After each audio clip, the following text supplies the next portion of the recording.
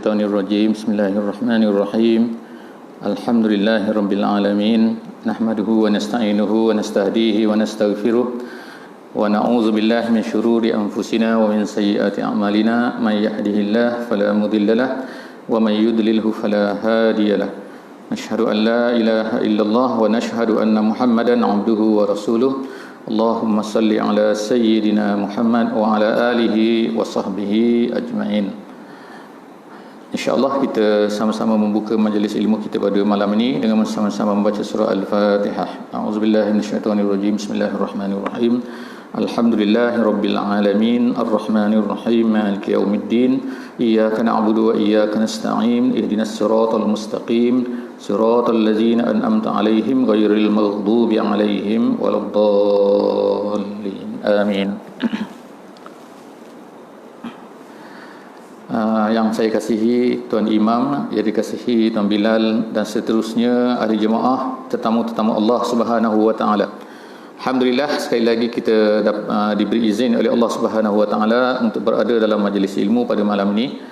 Insya-Allah pada malam ini kita akan menyambung sesi Sirah An-Nabawiyah, cerita tentang kisah hidup baginda Nabi sallallahu alaihi wasallam. Dan bagaimanakah kisah hidup baginda Nabi ini memberi suatu kefahaman kepada kita, cara kita untuk memahami Al-Quran, untuk menambahkan lagi tanda cinta kita juga kepada Nabi sallallahu alaihi wasallam dengan kita mengetahui segala apa yang dilalui oleh baginda Nabi sallallahu alaihi wasallam, susah senang, dan juga bagaimanakah Nabi kita ni berusaha untuk menyampaikan Islam sehinggalah Islam ini sampai kepada kita pada hari ini, walaupun kita ni berada jauh daripada Nabi sallallahu alaihi wasallam. Kita telah berhenti pada sesi minggu lepas, iaitu tentang dakwah Nabi sallallahu alaihi wasallam kepada orang-orang yang datang berbuat haji di Makkah. Jadi kita telah ceritakan bahawa haji ini adalah merupakan satu acara tahunan yang dilakukan oleh orang Arab sejak daripada zaman Nabi Ibrahim AS.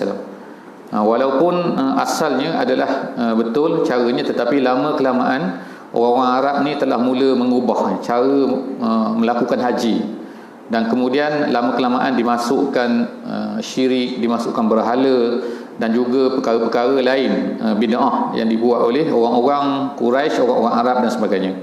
Jadi Nabi sallallahu alaihi wasallam, kita ceritakan bahawa semasa Nabi sallallahu alaihi wasallam berada di Mekah ni ada lebih kurang 13 tahun. 13 tahun Nabi sallallahu alaihi wasallam di Mekah. 3 tahun yang pertama adalah Nabi berdakwah secara sir, secara diam-diam, secara senyap-senyap, secara orang-orang yang tertentu saja. Itu 3 tahun yang pertama. Kemudian selepas daripada itu, tahun yang keempat, tahun yang kelima, tahun yang keenam, tahun yang ketujuh, ialah Nabi sallallahu alaihi wasallam berdakwah secara terang-terangan. Tahun yang ketujuh, yang ke-8, yang ke-9, yang ke-10 ialah Nabi sallallahu alaihi wasallam diboikot, dan orang-orang Islam juga telah diboikot. Kemudian pada tahun yang ke-10, kita telah ceritakan dulu bahawa pada bulan Ramadan Nabi sallallahu alaihi wasallam telah kehilangan bapa saudara.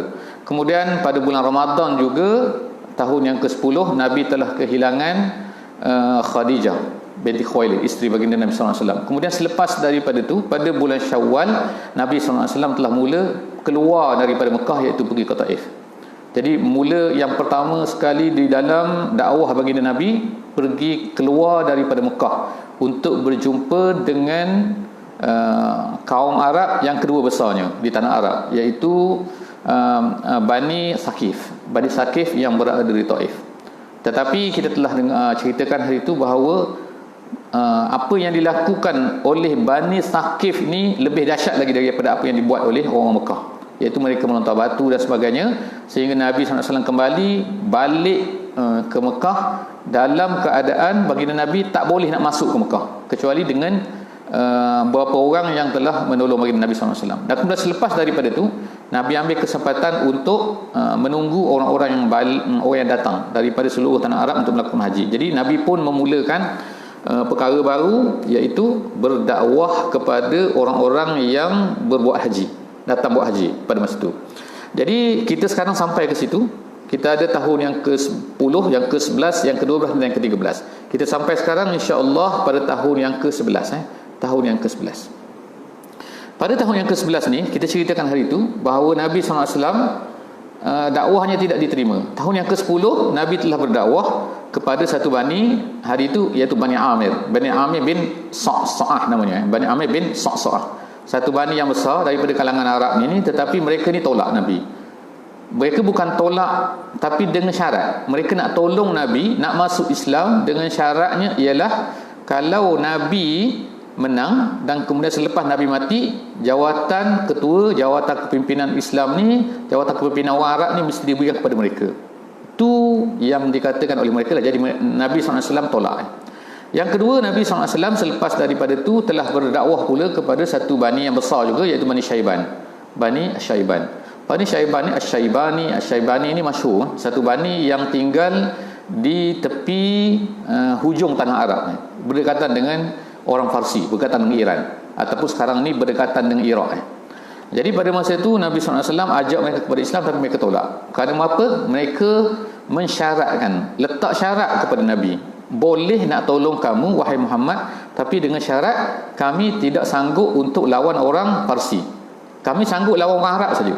Kalau nak lawan orang Arab okey, tapi nak lawan orang Parsi kami tak sanggup. Jadi Nabi SAW mengatakan kata-kata dia yang masyhur, yang jadi kaedah kepada kita, yang jadi prinsip kepada orang Islam yang sepatutnya kita semua pegang, iaitu apa? Fa inna dinallah lan yansurahu illa man ahatahu min jami'i jawanibihi. Iaitu maksud dia ialah agama Islam ni tak boleh kalau orang nak ambil separuh-separuh. Orang nak ambil, maknanya ni nak tolong, ni nak ikut, tapi yang ni tak boleh ikut, buat syarat. Jadi tak boleh. Jadi itu dikatakan oleh Nabi kepada satu bani, iaitu Bani Syaiban. Jadi akhirnya Bani Syaiban tak terima Islam. Nabi SAW tak putus asa. Nabi terus lagi berdakwah. Semua kaum-kaum yang ada pada masa itu, sama ada Bani Ghassan, sama ada Bani Fazarah, sama Bani Murrah, Bani Salim, Bani Abbas, Bani Nas, Bani Sa'labah, Bani Haris, Bani Azrah, Bani Qais, macam-macam sebut nama. Bani-bani sangat banyak kaum-kaum ni yang Nabi pergi. Jadi mereka pada masa tu tinggal kelompok-kelompoknya, tinggal di kelompok Bani Mina tu. Masa ada 3 hari nak dakwah, dalam masa 3 hari tu semua bani-bani ni. Jadi Nabi SAW kita kata tak tidur pun kecuali orang tidur lah. Jadi bila orang jaga je, Nabi dengan Abu Bakar ni akan bergerak pergi ke satu kumpulan. Kalau kita sekarang ni negara-negara kot ada negara ni yang berkumpul macam kan. Ada ni daripada Brunei contohnya, ada daripada ni, ada. Jadi zaman dulu kelompok ni dia ikut bani ni macam itulah mereka buat haji, berkumpul di Mina selama 3 hari sebelum daripada nafas awal ataupun nafas sani. Mereka pun sama juga, ada nafas juga ni, style dia ni. Jadi pada satu hari di dalam tahun yang ke-11 kita sampai sekarang tahun yang ke-11, Nabi dah pergi kepada semua ni tent-tent khemah-khemah ni, khemah-khemah orang Arab ni semua dah pergi dah. Tinggal last satu lagi. Nabi tengok ada satu kabilah lagi. Ni kita belum pergi. Jadi Nabi SAW ajak Abu Bakar ni pergi kepada khemah tu. Pada masa mereka sampai, Nabi SAW dan juga Abu Bakar sampai ke khemah tu, pada masa tu mereka ni dah bersiap-siap dah, tengah berkemas. Tengah lipat kain kot, tengah kuda-kuda unta dia ni. Jadi Nabi SAW mereka pada masa tu ada 6 orang. Jadi Nabi SAW tanya mereka, daripada mana kamu semua ni? Mereka kata daripada Yathrib. Kemudian Nabi tanya, daripada tu kawan dengan orang Yahudi. Betul dia kata. Itu betul-betul bukan Upin tu tapi macam itulah. Dia kata betul. Kami daripada je. Boleh. Nabi kata bagi masa sekejap, nak cakap sekejap. Okey, boleh sila. Jadi sambil-sambil dia berkemas tu, Nabi sempat lagi berdakwah. Jadi kalau ikut kita lah, maknanya kan, kalau ikut kita, Nabi dah dakwah semua bani-bani dah. Semua kaum tak terima. Tak kira lah bani kecil ke, bani besar ke, kabilah kecil, kabilah besar, semua tak terima Nabi. Jadi kalau kita lah manusia biasa, sampai kepada makna kalau semua dah tolak, tiba-tiba tengok ada satu lagi yang tinggal. Ini samalah perangai kot ni. Itulah lebih kurangnya. Itu biasa lah kan, kita fikir macam itulah kan.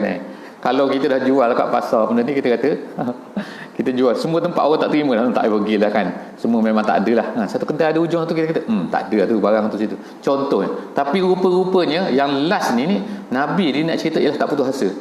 Maknanya Nabi semangat juga. Tak apa-apa tahu kan Allah Subhanahu Wa Taala. Jadi mereka bila mereka sebut kami ni daripada Yasrib, terus Nabi jawab, oh daripada Halif Yahudi. Ni satu perkara lah yang ulama-ulama sejarah Islam kata bagaimana Nabi ni dia punya geografi dia mantap lah. Sebab dia tahu, oh kalau Bani ni dia akan baik dengan Bani, Bani ni dia akan baik dengan Bani, oh maknanya Yahudi ada di Madinah. Gitu kan. Jadi kalau kita ni seolah macam tahu lah kan, oh ni kawasan Gadung ni ada macam tu. Oh kalau kawasan Subuk ni dia macam tu lah. Ada pattern dalam kepala tu. Nabi SAW tu ada gambaran tanah Arab tu. Jadi bila Nabi SAW cakap macam tu, mereka pun kata okey, nak dengarlah, cakaplah awak nak cakap apa-apa. Nabi SAW baca ayat Quran, cerita sikit je, mereka terus terkejut gitu. Sebab apa? Hari itu kita berhenti sini iaitu kenapa orang-orang daripada Yasrib ni, yang 6 orang ni semua ni daripada Khazraj di Madinah, di Yasrib dulu masa tu nama Yasrib. Ada 2 kabilah besar orang Arab. Satu kabilah nama dia kabilah Khazraj. Satu kabilah yang kedua nama dia Aus dengan Khazraj. Aus dengan Khazraj. Yang lain tu Yahudi. Yahudi tu ada 3. Qainuqa, An-Nadir dengan Quraizah. Jadi Yahudi tu tinggal di tepi-tepi tu, keliling. Dia kontrol pokok-pokok kurma tu dia. Sekarang ada lagi kampung-kampung Bani Quraizah tu, Saki-Baki sampai sekarang ni. Jadi tengah-tengah tu, di tengah-tengah Madinah tu, Yasrib tu, tinggallah 2 bani besar ni, iaitu Aus dengan Khazraj. Yang bestnya, dua-dua kaum ni dia suka berperang. Pandai berperang dan suka bergaduh. Dua-dua ni tak boleh macam-macam anjing dengan kucing. Macam tu kan. Dan kalau bergaduh pula, yang tukang apa ni? Tukang nyala api ni kan. Siapa? Orang Yahudi ni. Orang Yahudi. Jadi orang Yahudi yang tinggal ni, orang Aus ni dia ada satu bani Yahudi ni yang jadi gang dia. Yang ni tapi Yahudi sama Yahudi tak berperang. Tu yang pelik ni. Dia tukang support. Sama juga lah kan. Lebih kurang lah kan. Jadi dia tukang beri senjata. Hebat orang Yahudi pada masa tu, dia ada kota dia ada pokok kurma banyak, ladang kurma. Kemudian dia ni kaya, kemudian dia ni pembuat senjata yang handal. Jadi tapi dia tak guna senjata dia untuk perang sama dia. Qainuqa, Quraizah dengan An-Nadir ni dia tak perang. Cuma dia ni support 2 Bani Arab. Jadi orang Arab ni lah selalu berperang. Tu cerita dia kan. Jadi kisah ni bila Nabi SAW ceritakan aku adalah Nabi yang diutuskan, orang Arab ni yang 2 ni Bani Khazraj ni Aus ada lagi, Aus ada. Dia bergaduh kat dia. Khazraj ni kata macam tu lah lebih kurang kot cakap ni. Kenilah dia yang orang Yahudi selalu sebut. Apa orang Yahudi selalu sebut? Orang Yahudi ni, mereka ni selalu bergaduh dengan Khazraj ni. Yahudi yang bergaduh dengan Khazraj, jadi ada 2 kelompok tadi dia ada macam tu. Jadi dia bergaduh. Kalau bergaduh dengan orang Arab ni, Yahudi ni akan selalu sebut satu benda. Apa dia kata? Dia kata innahu sayazharu. Saya baca yang disebutkan dalam buku sirah. Innahu sayazharu fi hadzal zaman nabiyyun fasawfa nattabi'uhu wa naqtulukum qatla 'adin wa iram. Maksud dia kata nanti jaga kau nanti. Dia cakap pada orang Arab ni. Orang Yahudi pada masa tu dia ada 2 bahasa. Yahudi yang tinggal di Yasrib ni. Satu bahasa Arab, mereka ni memang pandai cakap Arab, dan yang keduanya cakap Hebrew. Cakap bahasa Hebrew dia. Jadi kalau kita tengok dalam Quran, kita akan tengok banyak ayat Quran ni Allah SWT sebutkan yalwuna alsinatahum. Allah Taala ceritakan orang Yahudi ni kalau dia baca kitab dia ni, dia akan pandai, dia akan pusing-pusing sikit. Dia bunyi macam itulah kan, kita tahulah macam ada sebut kan. Tapi kalau dia bagi salam kepada Nabi, dia tak cakap Assalamualaikum. Dia cakap Assalamualaikum. Macam tu kan bunyi macam lebih kurang. Assalamualaikum. Macam tu. Assalamualaikum. Maksud apa Assalamualaikum? Maksudnya mampuslah kamu. Itu maksudnya. Assam tu maknanya celaka. Maksud Assam tu. Tapi kan dia bunyi macam lebih kurang, tahu kan? Kata Assalam. Jadi dia tak kata Assalamualaikum. Lam tu tak ada. Dia Assalamualaikum. Jadi Nabi SAW pesan kepada para sahabat, kalau orang Yahudi bagi salam pada kamu, jangan jawab Waalaikumsalam. Kalau mereka kata Assalamualaikum, kamu kena jawab Waalaikum. Macam tu je. Waalaikum tu artinya samalah seperti kamu. Jadi maknanya kalau kamu kata aku mampus, aku mati, aku celaka, kau pun samalah gitu. Itu Nabi ajar kepada sahabat. Sebab mereka ni memang style dia akan cari perkataan-perkataan yang hampir sama. Dalam Quran Allah Taala sebut kata wala taqulu ra'ina walakin qulu unzurna. Ada dalam soal Baqarah. Allah Taala kata jangan guna perkataan ra'ina. Sebab ra'ina ni dalam bahasa Yahudi adalah maknanya ialah celaka juga.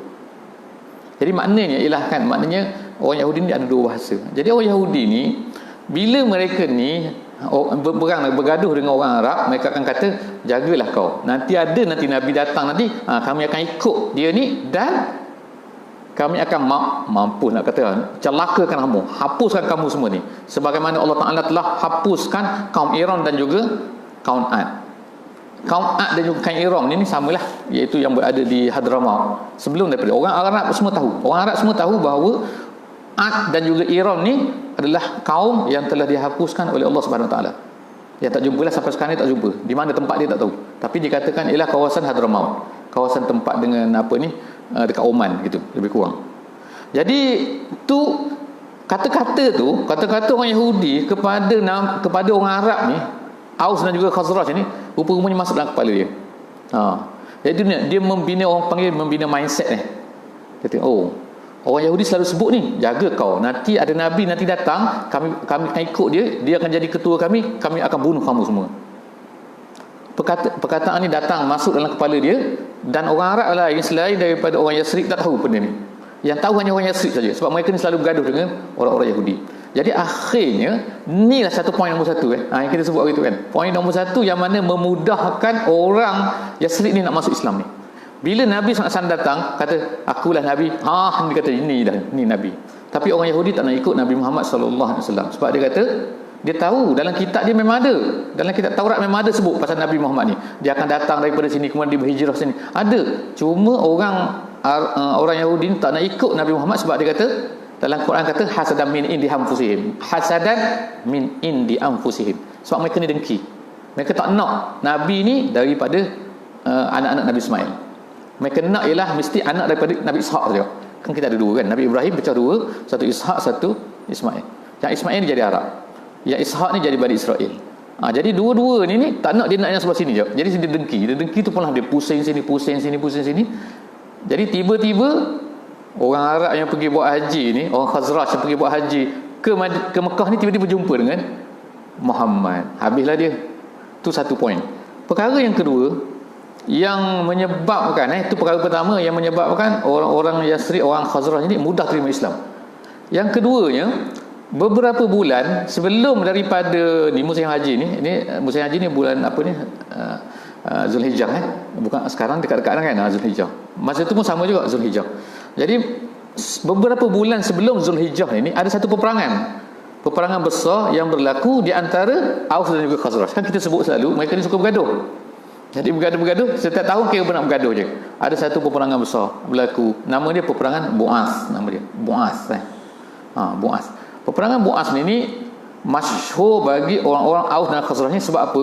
Peperangan paling besar yang berlaku, of course lah, disokong oleh ni lah. Satu ni disokong oleh Yahudi sini, ni satu yang di sini. Bergaduh. Biar kau mati semua. Dia kata aku hidup, yang penting senjata aku laku, boleh jual banyak.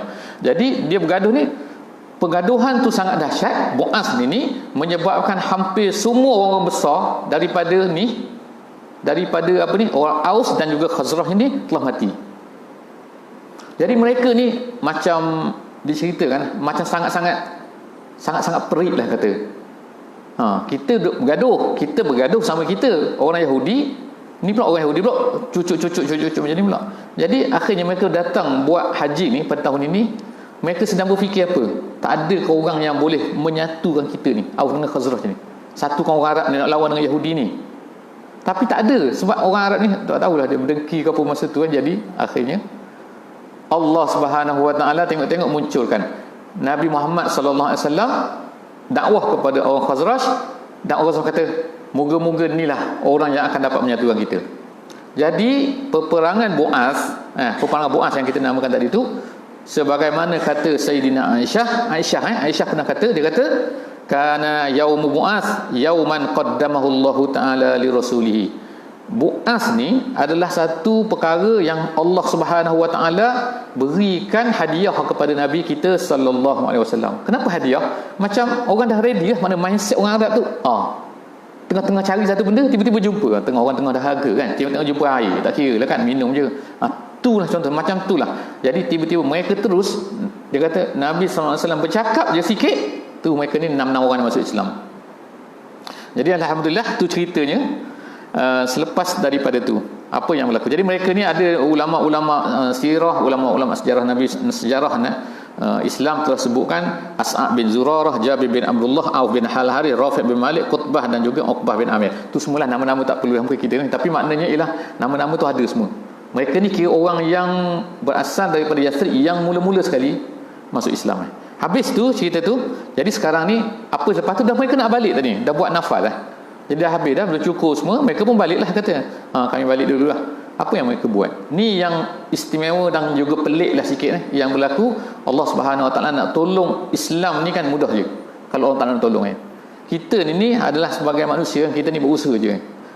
Nabi SAW berusaha daripada awal tu, tengokkan dah betapa susahnya. Terpaksa hijrah ke Habasyah 2 kali, terpaksa pergi sini, terpaksa pergi sini.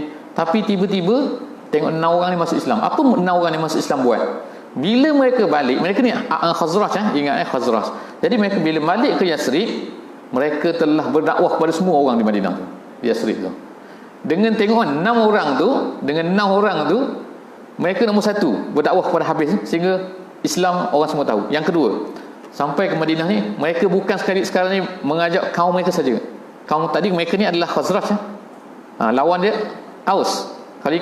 Kalau ikutnya kita ajak geng kita sudah dulu kan, buat apa bangsa ni kan, kita kan ni bangsa kita, kabilah kita. Tahu dia dah melepasi itu, maknanya dia dah pergi kepada Aus, dah start ajak Aus ni. Sebab tu pada tahun selepas daripada tu, iaitu pada tahun yang ke-12, kita sekarang masuk tahun yang ke-12 ni. Tahun yang ke-12 cepat sikit lah, supaya cepat sikit kan. Tahun yang ke-12 ni apa berlaku kan? Iaitu datanglah 12 orang berjumpa dengan Nabi pada musim haji yang the next tu, pada bulan Zulhijjah tahun 12 tahun 12 kan. Tahun 12 kenabian, maka datanglah 12 orang. Yang pelik sini 12 orang ni 10 daripada Khazraj dan 2 daripada Aus. Jadi tu petanda nombor satunya apa? Bahawa mereka sekarang dah berbaik dah. Kerana Islam menyatukan mereka kan. Jadi tak adalah mereka duduk bergaduh-gaduh lagi. Dan yang keduanya, macam mana 6 orang tu dia belajar bila sehingga dia ni boleh berdakwah ni. Jadi ertinya ulama-ulama kata sini kan, balighu ani walau ayat, sampaikan daripada aku walaupun satu ayat. Jadi jangan tunggulah kita ni habis belajar Al-Azhar dulu, Syekh Al-Azhar dulu jadi ni barulah kemudian nak sampaikan. Tak perlulah, habis Unisa kuliah fakulti Usuluddin Syariah semua barulah kita nak berdakwah kan. Jadi tak perlu tu. Maknanya dakwah ni bukan mesti pergi pergi ceramah pegang mikrofon mudahnya kan, insya-Allah kita ceritakan Islam pada orang pun itulah dakwahnya. Maknanya kena ceritakan Islam kepada orang lain. Walaupun kita tahu sikit, kita cerita sikit, jangan tahu sikit cerita banyak. Itu sesat pula nanti kan. Tahu sikit, ceritalah sikit. Al-Fatihah tahu, cerita Fatihah pada orang. Tahu dah sembahyang tu wajib, cerita. Bukan payah pun cerita sembahyang wajib. Wajib, sembahyang wajib tu cukup lah. Pada orang tak sembahyang lah, pada orang dalam masjid tak payah lah kan. Semua dah tahu dah.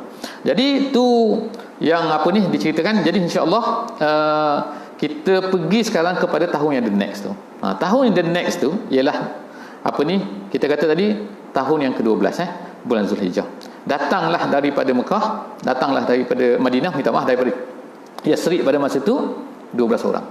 12 orang ni Nabi sallallahu alaihi wasallam telah berjumpa dengan mereka di satu tempat di Mina, nama dia adalah Aqabah. Nama dia Aqabah. Jadi kita ada sekarang ni bila sebut Aqabah ni kita ada 2 Aqabah. Bukan dua bukit Aqabah. Aqabah ni ialah satu tempat di celah bukit di Mina.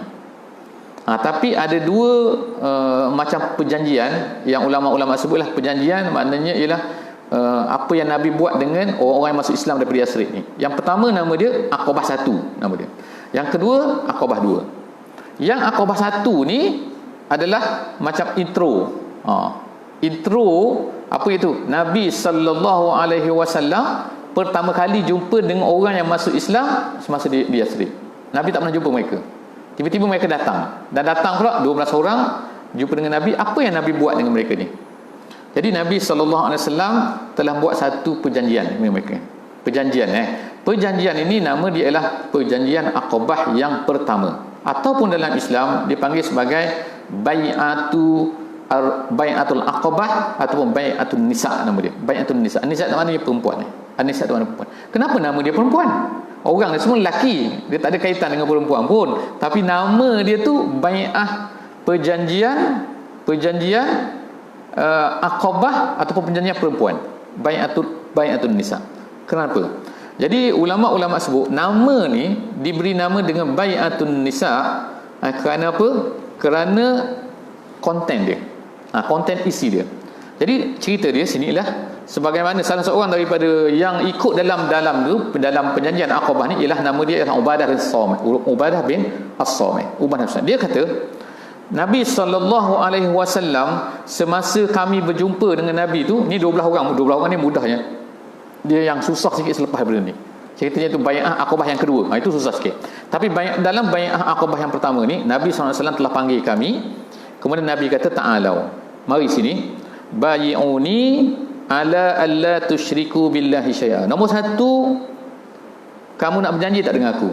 Iaitu janji jangan syirikkan dengan Allah. Maksud syirik itu jangan sembah berhala, jangan semua. Itu dah karut marut tu kan. Itu tinggalkan semua sekali. Itu nombor satu. Sanggup tak? Menjadi mereka bersanggup. Yang kedua, sanggup tak kamu ni la tusriku? Jangan kamu mencuri. Mudah je tak mencuri. Tapi sebab apa? Sebab apa dia tekankan benda ni? Kalau kita sekarang ni jangan mencuri tu biasa tak? Memang aku tak mencuri pun. Tapi sebab masa tu mencuri tu memang famous Bukan curi selipar lah, ikut pandai lah, curi apa-apa kan curi lah kan maknanya curi tu satu benda kerja yang tak rasa salah ni. Dia curi lain, kalau rompok lain kalau rompok, kalau di tempat saya tu naik motosikal tu panggil ragut, dia panggil ragut. Itu lain. Ragut ni terang-terangan, dia curi ni senyap-senyapan gitu. Maknanya masuk dalam rumah senyap-senyap, orang tidur semua, dia ambil, dia keluar. Ataupun kita duduk sedap-sedap belajar sini, tengok-tengok selipar semua, habis dia angkut. Contoh, itu nama dia curi. Curi ni maknanya ikhtilasan. Kata ulama lah yang kena potong tangan tu ialah orang yang mencuri iaitu mengambil harta orang lain tanpa pengetahuan tuan dia. Kalau dengan pengetahuan tuan dia, itu tak panggil mencuri dah, itu panggil hirabah dalam Islam. Hirabah tu rompok lah, istilah rompok ni hukuman dia lain, bukan potong tangan. Dia kena potong tangan, potong kaki, dia kena gantung atas pokok tu sampai mati biar tu, dan nak rompok sangat orang. Jadi tu hukuman rompok. Jadi dalam ni zaman ini ialah mencuri tu popular. Jadi sebab tu Nabi SAW kata jangan mencuri. Sanggup? Nombor 3, la taznu, jangan berzina. Berzina pun popular juga pada masa tu kan. Tak kira lah. Jadi dia memang terang-terangan lah, kita kata kan. Ada rumah huruk lah, rumah apa benda tak tahulah kan. Itu ada hotel lah, semua ada zaman tu. Wala taznu, dia biasanya dia akan buat di zaman tu dia akan ada rumah, dia ada tempat tu pun dia letak bendera. Bendera warna merah tu.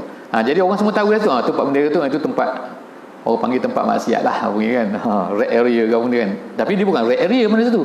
Dia memang area semua, area halal semua bagi dia. Itu tanda dia. Jadi tak kisah kan. Dia ada tempat berjudi, dia ada tempat berzina, dia ada tempat ni. Jadi semua ada tempat tu penuh. Jadi Nabi SAW kata, wala taznu, sanggup tak? Jangan berzina. Sanggup. Wala taqtulu auladakum. Yang seterusnya berapa dah tahu ni? Satu, pertama, kedua, ketiga, keempat. Jangan kamu membunuh anak kamu. Sebab pada masa tu yang famous bunuh anak, bunuh orang lain susah sikit kan. Sebab kalau bunuh orang lain dia kena bayar diat ataupun kena hukum bunuh. Dia dah ada pada masa tu hukum bunuh tu. Dan kalau bunuh orang lain, kabilah lain, habis satu kabilah tu akan berperang zaman tu. Tapi kalau bunuh anak sendiri, okey, no problem. Nama dia pada masa tu wa'dul banat. Dalam Quran ada sebut Dalam Quran sebut. Perkara yang famous bagi orang Arab pada masa tu ialah bunuh anak perempuan. Sebab apa? Sebab dia takut nanti kalau anak perempuan ni dia malu lah nanti akan datang, tak dia buat malu kita kan. Jadi bunuh siap-siap. Termasuklah dikatakan Sayyidina Umar pun pernah bunuh anak dia. Seterusnya, wala ta'tu bi buhtanin taftarunahu baina aydikum wa arjulikum, iaitu jangan kamu mengada-ngadakan satu perkara yang tak ada pun. Mana kita kata buat fitnah lah kan benda dalam bahasa Melayu. Tapi bahasa Arab dia tak kata fitnah, dia kata buhtan. Buhtan ni ialah satu benda tak ada, benda tak wujud, tiba-tiba dia kata ada. Itu janji, sanggup.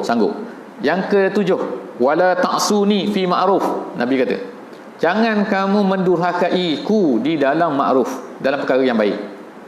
Jadi takkanlah Nabi suruh perkara yang tak baik pula kan. Tapi Nabi SAW, ulama sejarah kata, ulama hadis kata mengenai perkara ni, kerana Nabi SAW dah buat set-set dah. Siap-siap. Kenapa? Kerana kemungkinan di akhir zaman nanti akan ada orang pula jadi ketua, dia kata ikut aku. Tapi dia suruh perkara yang dilarang. Jadi tak boleh Kalau perkara tu dilarang walaupun ketua suruh, maka la ta'ata li makhluqin fi ma'siyatil khaliq. Tak boleh kita mengikut makhluk dalam perkara yang melanggar perintah Allah Subhanahu Wa Taala. Kalau perkara tak perintah Allah, tak langgar perintah Allah, insya-Allah tak ada masalah. Kemudian akhirnya habis itulah cerita 7 perkara yang Nabi SAW tanya mereka sanggup tak? Jadi mereka pun katalah, kalau kami sanggup, apa yang kami dapat? Nabi SAW beritahu, faman waffa minkum fa ajruhu 'ala Allah. Siapa yang tunaikan perkara ni, mereka akan dapat pahala daripada Allah Subhanahu Wa Taala. Dah habis tu saja, simple. Ada pasal nak perang? Tak ada. Ada pasal nak kena mempertahankan Islam? Tak ada. Yang pentingnya kamu ni ialah buat perkara baik diri sendirilah, kita kata. Jangan syirik dan seterusnya macam tu. Jadi mereka pun telah berbai'ah. Jadi bai'ah tu nama dia ialah bai'ah untuk melakukan, untuk menjadi orang-orang yang soleh. Okay. Jadi akhirnya dikatakan oleh ulama sini ialah apa? Dalam tahun yang ke-12 ni, Nabi sebenarnya nak test mereka ni. Mereka ni sanggup tak sanggup untuk beramal dengan Islam. Kalau mereka, inilah benda-benda besar dalam Islam. Kalau mereka sanggup beramal dengan Islam ni, nak test tengok. Jadi mereka pun baliklah, 12 orang ni pun baliklah ke Madinah. Tapi Nabi SAW pada tahun ni, dia telah pilih seorang sahabat untuk pergi ke Madinah. Inilah tahun start dia. Jadi siapa nak pilih ni? Siapakah yang menjadi pilihan Nabi lah untuk dihantar ke Madinah? Madinah jauh pada masa tu. Yasrib tu jauh, 500 km. Kalau berjalan 2 minggu naik unta. Kalau naik kuda mungkinlah 2-3 hari, tak tahu saya, sehari 2 hari 3 hari kan. Tapi naik unta maknanya berapa marhalah tu kan, kita tu 14 marhalah. Bukan 2 marhalah tu, 14 marhalah. Jadi tak ada Facebook, tak ada WhatsApp, tak ada apa. Nak tanya masalah memang tak boleh kan. Jadi Nabi SAW dah plan dah. Mereka sekarang dah bai'ah, dah berjanji untuk beramal dengan Islam. Mereka sekarang nak balik. Mereka sekarang ajak orang kepada Islam. Siapa nak ajar mereka Islam di sana? Dalam keadaan telekomunikasi tak ada. Jadi Nabi SAW pun pilihlah salah seorang daripada sahabat dia yang bernama Mus'ab bin Umair. Mus'ab bin Umair. Mus'ab bin Umair ini dipilih oleh Nabi SAW. Ulama-ulama sirah kata, dia kata kerana beberapa kelebihan yang ada pada dia. Yang pertama sekali, Mus'ab ni dia adalah orang yang masih muda. Ini saya tak ikut tertiap. Dia ada 10 perkara disebutkan. Kenapa Mus'ab ni? Yang pertama antara bukan ni, ialah kerana masa tu dia ni masih muda lagi.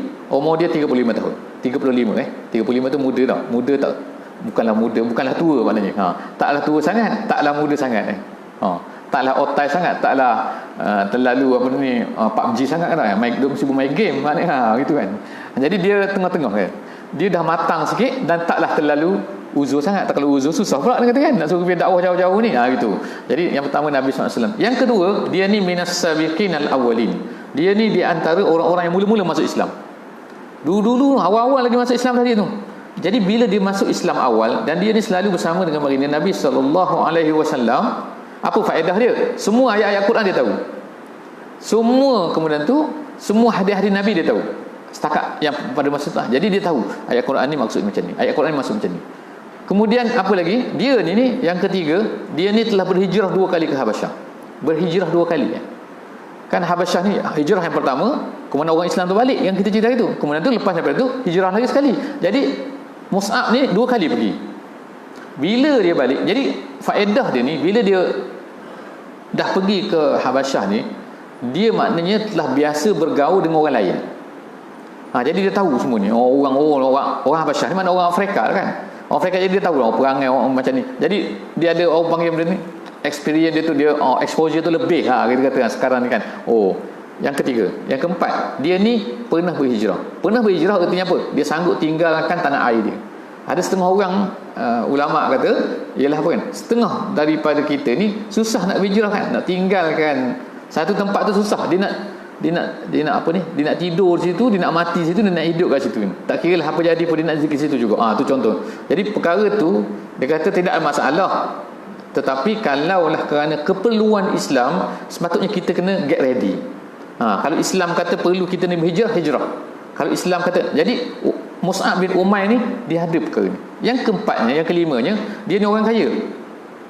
Dia ni kalau di Mekah ni disebutkan bahawa tak adalah orang paling kaya sekali, dia lah. Dan dia ni pakai minyak apta yang paling wangi sekali di Mekah tu. Kemudian dia ni lawa pakai pakaian yang paling lembut sekali. Dan kemudian dia ni kegilaan semua gadis-gadis di Mekah tu. Tu cerita lebih sikit. Tapi memang ada disebutkan tu kan. Orang semua nak kat dia kan. Sebab apa? Sebab dia ni, sebab tu dia tak kahwin sampailah kepada hujung. Sebelum meninggal baru dia kahwin. Anak dia seorang je. Jadi tu cerita dia lah. Jadi Nabi SAW pilih dia ni untuk pergi. Dan dikatakan dalam setengah riwayat bahawa Nabi khusus panggil dia balik daripada Habasyah tu. Mus'ab balik, nak hantar kamu pergi ke Yasrib pula ni. Jadi dia pun pergilah ke Yasrib. Apa dia buat di Yasrib ni? Apa kerja dia? Kerja dia ialah bukan jadi duta pergi duduk termenung, bukan. Dia tu dipanggil mukri, dia panggil mukri. Nama masyhur dia bila dia pergi ke Madinah tu, Yasrib. Iaitu mukri itu artinya orang yang membacakan Quran. Jadi dia, oleh kerana dia ni ingat Quran semua yang setakat turun pada masa tu, jadi dia pergi ke sana tu mengajar orang sana tu Quran. Itu kelebihan dia lah. Jadi kalau orang tak tahu, orang tak ada ilmu, susah juga nak pergi nak mengajar apa. Jadi dia pergi mengajar. Yang keduanya, dia ni menjadi, dia kata adalah terjemah kepada Islam. Terjemah kepada Islam tu maksudnya terjemah hayawi, iaitu seorang yang boleh jadi qudwah. Contohlah kata sembahyang, macam mana sembahyang? Orang Madinah, orang Yasrib mana dah tahu nak sembahyang macam mana. Memang tu orang yang Quran kata aqimus salah wa atuz zakah, tapi nak sembahyang macam mana? Jadi datanglah dia mengajar semua. Jadi dia, kerja dia itulah mengajar baca Quran, faham Islam. Dan yang lagi yang disebut ialah dia ni ialah menyebarkan Islam. Setiap hari kerja dia ialah apa? Selain daripada mengajar orang dari Islam tu, dia akan pusing Madinah tu. Semua orang Madinah tahu dia bahawa dia ni ialah orang yang datang untuk mengajar Islam ke situ. Habis selama 9 bulan dia tinggal di sana. 9 bulan tinggal di Yasrib. Kalau kita tahu tengok cerita dia lah, Mus'ab bin Umair ni ialah seorang yang mana mak dia ni kaya di Mekah tu, kita sebut kan. Tapi dia ni akhirnya mak dia ni telah cakap pada dia, telah berkata kepada dia, wahai Mus'ab, kalau kau tak murtad, kau bukan dia kata murtad lah, maknanya kau tak kembali semula ke ajaran syirik ni, mak tak akan mandi, mak tak akan tidur, mak tak akan masuk dalam rumah, duduk di luar tu tengah panas, mak tak akan sikat rambut, dia kata. Mak dia kata. Jadi bila dia tu dia panggil digertak oleh mak dia tu, apa dia jawab dia? Tak apalah, mak dia kata, ikut mak lah nak macam mana kan. Tapi untuk tinggalkan ajaran Muhammad ni, aku tak akan tinggal. Minta maaf lah mak kata. Jadi kemudian dia kata, tak apalah, orang-orang sahabat dia cakap lah pada dia, kesianlah mak awak tu, tak apalah, nanti dia kata kalau panas dia masuk lah tu, takkan dia nak duduk lama-lama kat panas tu, di panas tu. Nanti kalau dia dah kutu banyak tak kepala dia sikat lah tu. Kalau bau badan dia dah busuk, dia mandi lah tu. Dia kata tak nak mandi, kalau dia lapar dia makan tu.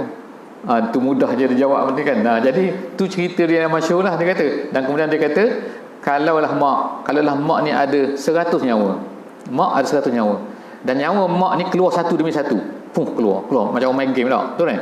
Main game kan ada 100 nyawa kadang-kadang tu kan, mati sekali hidup pula. Jadi dia kata, kalau mak ada 100 nyawa dan nyawa mak ni keluar satu demi satu, aku tak akan tinggalkan ajaran Muhammad ni. Mak nak mati-matilah nak macam mana, bukanlah begitu, tu ganas sikit bunyi kan. Tapi maknanya dia dah habis lembut lah dengan mak dia tu, tapi mak dia tu nak mengatakan, last sekali mak dia tak beri baju pada dia, badan dia pun busuk, dia pakai pakaian yang guni tu, dia kata, yang paling kasar sekali, sehingga badan dia bergerutu macam mana, macam kulit ular. Dia kata, kenapa? Kerana tak diberikan pakaian oleh mak dia. Tu cerita dia Mus'ab bin Umair. Akhirnya dia ni dia berhijrah dengan Nabi SAW, dan kemudian dia mati pada tahun yang ketiga. Tiga hijrah, iaitu dalam peperangan Uhud. Masa dalam peperangan Uhud, masa dia mati ni, dia ikut Nabi dalam peperangan Badar. Kemudian dia ikut Nabi dalam peperangan Uhud. Perang Uhud ni ramai orang Islam mati kan, 70 orang. Antara salah seorang yang mati adalah Mus'ab bin Umair. Bila dia mati, dia pada masa tu dipegang ni, dia jadi pemegang apa ni? Pemegang panji. Jadi dia pegang dengan tangan kanan, kemudian datang seorang musyrik, potong tangan kanan dia. Putus. Bukannya luka sikit-sikit, tak, putus terus tangan dia. Dia ambil yang ini, dia pegang dengan tangan kiri dia.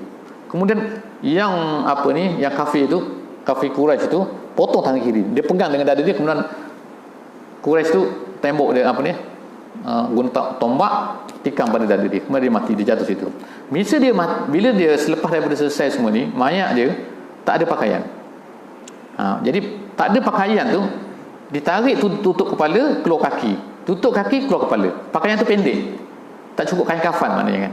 Jadi Nabi SAW kata, tak apa, tutup kepala dia, kemudian biar kaki dia terbuka, kemudian cari rumput-rumput, tutup kaki dia, kemudian tanam dia, macam tu. Jadi itulah Mus'ab bin Umair. Pada masa itulah Nabi sebut balik dalam satu hadis, dia kata, inilah dia, orang ni dulu aku ingat dia semasa di Mekah dulu, dia ni pakai pakaian yang paling lawa sekali, tapi sekarang dia mati dalam keadaan macam ni kan. Tapi dia mati syahid, alhamdulillah. Jadi sampai ke situ, kita tengok orang apa jadi selepas itu. Apa jadi selepas daripada dia dah pergi mengajar ni, dia pun balik. Selepas memang dia pun balik. Tapi apa cerita dia? Cerita dia lagi hebat, insya-Allah. Jumpa lagi insya-Allah minggu depan. Jadi kita berhenti sini, insya-Allah kita tangguhkan dengan baca surah Wal 'Asr insya-Allah. Bismillahirrahmanirrahim. Wal 'asri innal insana lafi khusr illa allazina amanu wa 'amilus solihat wa tawasaw bil haqqi wa tawasaw bis sabr. Assalamualaikum warahmatullahi wabarakatuh.